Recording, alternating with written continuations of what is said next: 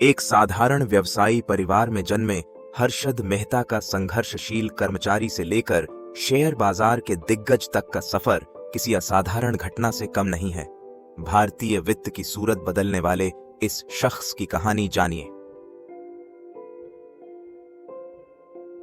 19 जुलाई 1954 को पनेल मोटी, राजकोट, गुजरात में हर्षद मेहता का जन्म एक छोटे से बिजनेसमैन परिवार में हुआ।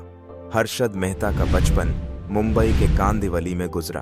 उसके बाद उनका परिवार रायपुर के मौधापारा गुरु नानक चौक में आके बस गया। रायपुर के होली क्रॉस बेरोन बाजार सेकेंडरी स्कूल से उन्होंने स्कूली पढ़ाई की। 12वीं पास करने के बाद हर्षद मेहता ने मुंबई के लाजपत राय कॉलेज से बीकॉम की पढ़ाई की। फिर अगले 8 साल तक छोटी छोटी नौकरियां की।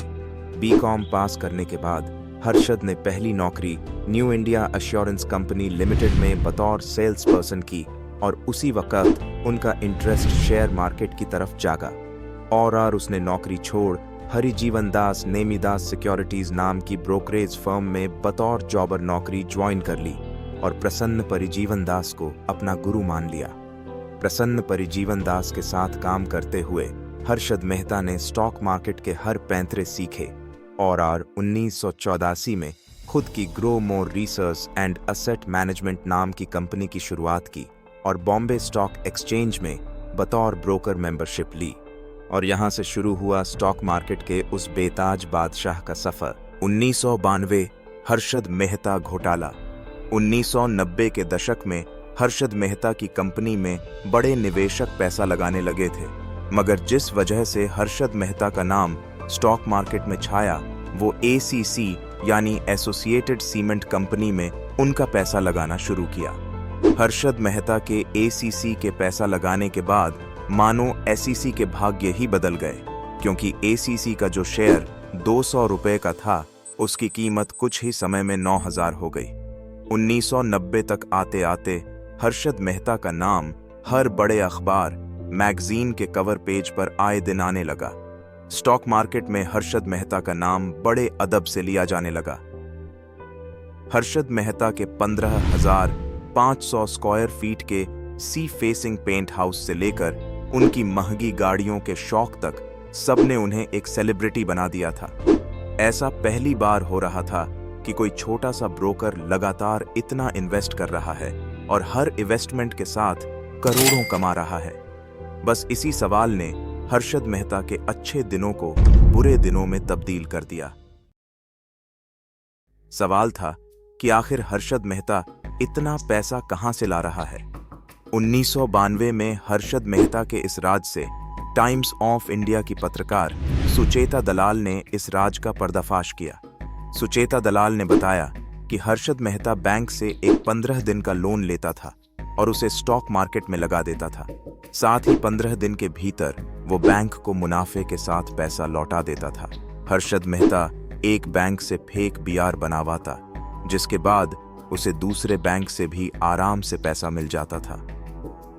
हालांकि इसका खुलासा होने के बाद सभी बैंक ने उससे अपने पैसे वापस मांगने शुरू कर दिए। खुलासा होने के बाद मेहता के ऊपर 72 क्रिमिनल चार्ज लगाए गए और लगभग 600 सिविल केस फाइल हुए।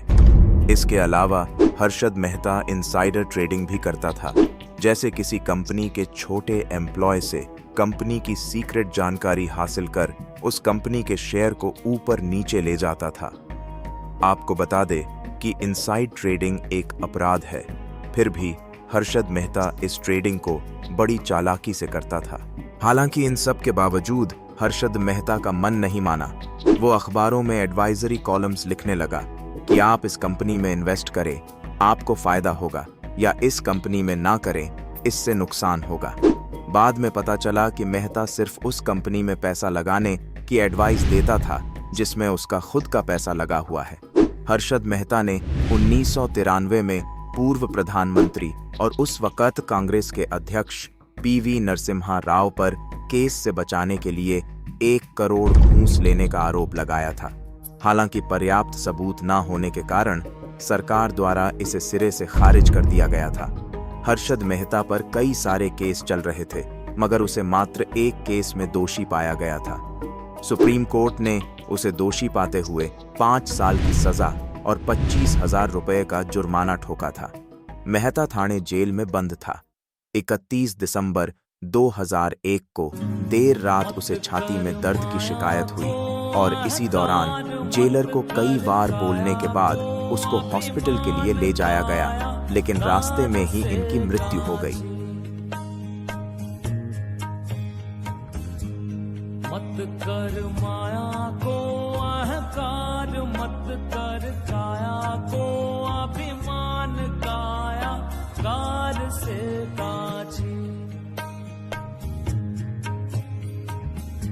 वो काया गार से काछी रे, जैसे ओसरा मोती झोंका पवन का लग जाए। ये कहानी आपको थोड़ी भी अच्छी लगी तो वीडियो को लाइक जरूर करें और ऐसी शानदार वीडियो देखने के लिए चैनल को सब्सक्राइब जरूर करें।